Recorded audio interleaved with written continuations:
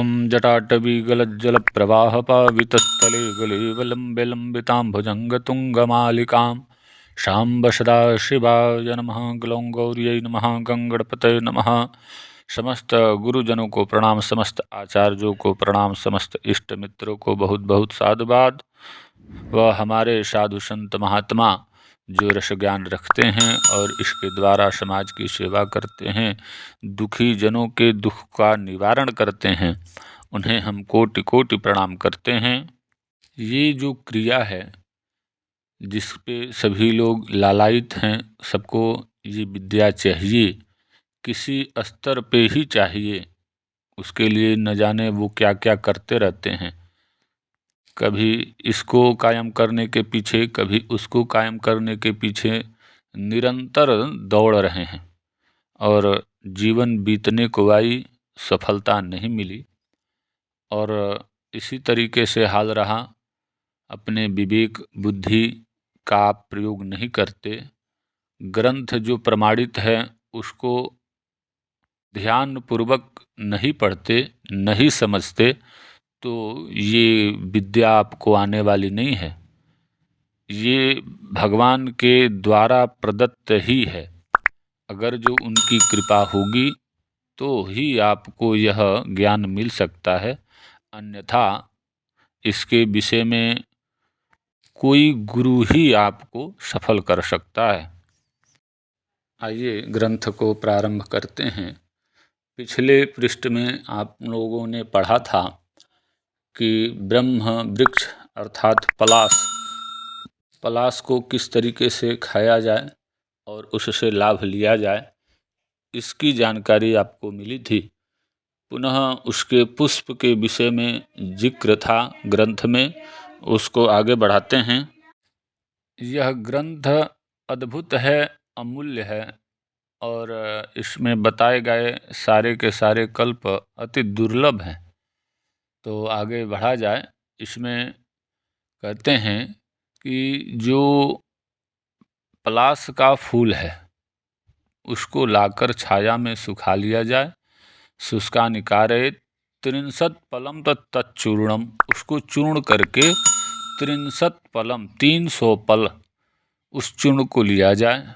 विंशत पलम च गोघृतम, अर्थात 300 पल अपना यह पलाश का जो फूल होगा उसका जो चूर्ण है उसको 300 पल लेना है। और कहते हैं विंशत पलम, 63 पलम और यहाँ विंशत पलम। विंशत पल जो है गोघृतम, 20 पल।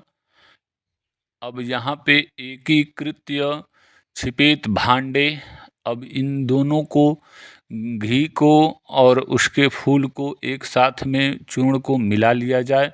एकीकृत्य छिपेत भांडे, मिट्टी के भांड में, घड़े में इसको डाल दिया जाए, उसके मुख को बंद कर दिया जाए। फिर कहते हैं धान्य राशेण निधारयित, यानी कि धान जो होता है उसके बीच में इसको गाड़ दिया जाए। कब तक के लिए? तो मास में कम समुद्रित्य, 1 महीने तक उसमें इसको छोड़ दिया जाए। फिर कहते हैं भागम कृत्वा चतुर्दश, वो जब 1 महीने में धीरे धीरे धीरे धीरे उसमें पक जाएगा तो उसको 14 भाग में, भागम कृत्वा चतुर्दश, उसको 14 भाग में बांट देना चाहिए। फिर कहते हैं भागैकम, उसमें से 1 भाग लेकर के, भागैकम भक्षयेद्यस्तु ताम्रपात्रे च भोजयेत, अर्थात उसमें से 1 भाग लेकर के और उसको तांबे के बर्तन में, थाली में रख के उसके बाद उसको खाने की बात है। तो उसको भोजन करना चाहिए, खाना चाहिए।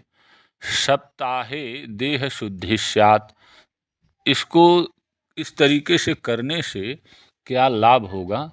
तो शरीर जो है सप्ताहे देह शुद्धि स्यात्, अर्थात 1 सप्ताह में उस व्यक्ति का जो शरीर है, जो मल है, विकार है इत्यादि जो कुछ भी है वो सब निकल जाएगा, उसका शरीर जो है शुद्ध हो जाएगा।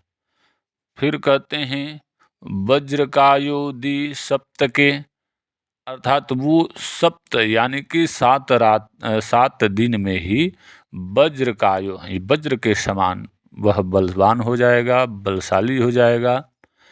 और उसी व्यक्ति के तस्य मूत्र पुरुषेण शुल्वम भवति कांचनम, उसी व्यक्ति के द्वारा किए गए पेशाब से जैसे कि पहले भी मैंने बताया था उसी प्रकार से इसको करने की बात है कि एक लोटे में, तांबे के लोटे में पेशाब कर दे वो व्यक्ति और उसको सुखा दे, और जब वो सूख जाए तो उसको गला दे। तो जब वह गल जाएगा तो वह कांचन में परिणित हो जाएगा, इसमें कहीं भी संदेह नहीं है। हमारे रसाचार्य इसको बहुत अच्छे तरीके से समझा के लिखे हैं। करने वाला व्यक्ति अगर जो इसको करता है तो निसंदेह उसको लाभ प्राप्त होगा। अब यहाँ से आगे इस कल्प को बढ़ाते हैं कि पहले तो तने, पत्ते, डाली, जड़ इससे लाभ लिया गया, उसके बाद उसके फूल से लाभ लिया गया। अब उसके बीज के विषय में बताते हैं कि ब्रह्म वृक्षस्य बीजानि विक्रीणो कृत्य बुद्धिमान, अर्थात जो बुद्धिमान व्यक्ति होता है वो पलाश के बीजों को लाता है खरीद के, और कहते हैं अथ धात्री रसे सेव, बात को अति ध्यान से समझने की है कि अथ धात्री रसे नैव अजाक्षीरेण भावयेत, अर्थात वृक्ष के पलाश के बीज को ला करके और धात्री अर्थात आंवले के रस से उसको भावित करे 15 दिन तक, और अजाक्षीरेण यानी कि बकरी के दूध में उसको भावना दे, अजाक्षीरेण भावयेत। त्रिपक्षस्य प्रयोगेन, 3 पक्ष यानी कि 15 तियां 45 दिन की बात है। त्रिपक्षस्य प्रयोगेन कार्य सिद्धिर जायते, तो ये जो भावना की क्रिया है यह क्रिया 3 पक्ष तक करने की बात है।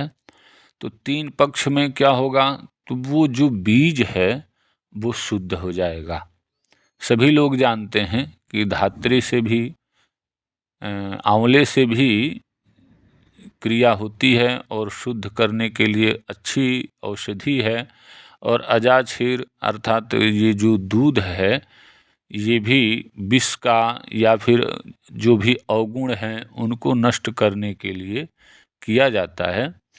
फिर कहते हैं ये जब शुद्धि हो जाए 45 दिन तक तो एकैकम भक्षयेद बीजम तिल शर्करया सह, अब ये जो बीज शुद्ध कर दिए गए तो एक एक उसमें से निकाल कर खाने की बात है।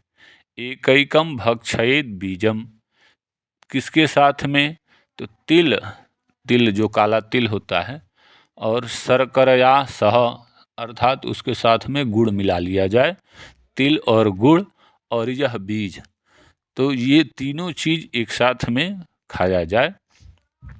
कहते हैं संवत्सर प्रयोगेन जीवित वर्ष सहस्त्रकम, संवत्सर यानी कि 1 वर्ष तक कोई इसको खाता है तो जीवित वर्ष सहस्त्रकम, वो हजारों हजारों वर्ष तक वह व्यक्ति जीवित रहता है, इसमें कहीं भी संदेह नहीं है, वो चिरायु हो जाता है। आगे कहते हैं इसी बीज को अजाघृतेन तद बीजम, उसी बीज को अजा यानी कि बकरी के घृतेन घी से में एकैकम भक्षयेत सदा, सदा नित्य, वो अगर जो एक एक बकरी के घी से खाता है तो शरीरम भस्म नामर्द्य मासैकम पलितम जयेत, उसका शरीर जो है कभी भस्म नहीं होता, पलितम जयेत अर्थात वृद्धावस्था को वो व्यक्ति जीत लेता है, इसमें कहीं भी संदेह नहीं है। पथ्यम षष्ठो दनम दुग्धम सदा ग्राह्य, अर्थात ये जो खाना है बीज, इसके साथ में जो आपका भोजन इत्यादि है वो भी सही होना चाहिए। दुग्ध इत्यादि भोजन अच्छा होना चाहिए, सात्विक भोजन ग्रहण करना चाहिए। तो यहाँ से निश्चित ही व्यक्ति को लाभ मिलता है। यहाँ षष्ठम पथ्यम षष्ठोदनम दग्धम सदा ग्राह्य तु पार्वती, अर्थात भगवान भोलेनाथ इस कल्प को, इस विधि को भगवान भोलेनाथ भगवती को बता रहे हैं और इसी पे आधारित करके हमारे रसाचार्यों ने इस पूरे ग्रंथ को लिखा है और हम लोगों तक यह आज पहुंचा है। काफ़ी दिनों से ये पड़ा था और हम चाह कर किसी तरीके से कोई विधि नहीं मिल रही थी कि समाज में इसको किस तरीके से पहुंचाया जाए ताकि समाज के लोग इससे लाभान्वित हो सकें। पुनः ये ध्यान में आया एक यूट्यूब चैनल बनाया जाए, इस तरीके से किया जाए तो सबको इससे लाभ मिलेगा। तो ये सोचते हुए ही हमने यह चैनल बनाया और मैं चाहता हूँ कि पूरे समाज के लोग जो भी इन औषधियों को समझते हैं और आयुर्वेद पे विश्वास रखते हैं वो इस ग्रंथ से निश्चित ही लाभ लें और समाज सुदृढ़ हो, निरोगी हो। आप लोगों का प्यार सदा मिलता रहे, यही अपनी कामना है। यहाँ से आगे बढ़ना अगले पृष्ठ में ही पढ़ा जाएगा। आगे की विषय में जो भी हमारे रसाचार्यों ने बताया है उसको अगले पृष्ठ में पढ़ा जाएगा, समझा जाएगा। तब तक आप लोग चैनल को सपोर्ट करें, कमेंट इत्यादि करते रहें ताकि हमें बल पौरुष मिलता रहे। अगले पृष्ठ में आप लोगों से मुलाकात होगी। तब तक के लिए हर हर महादेव।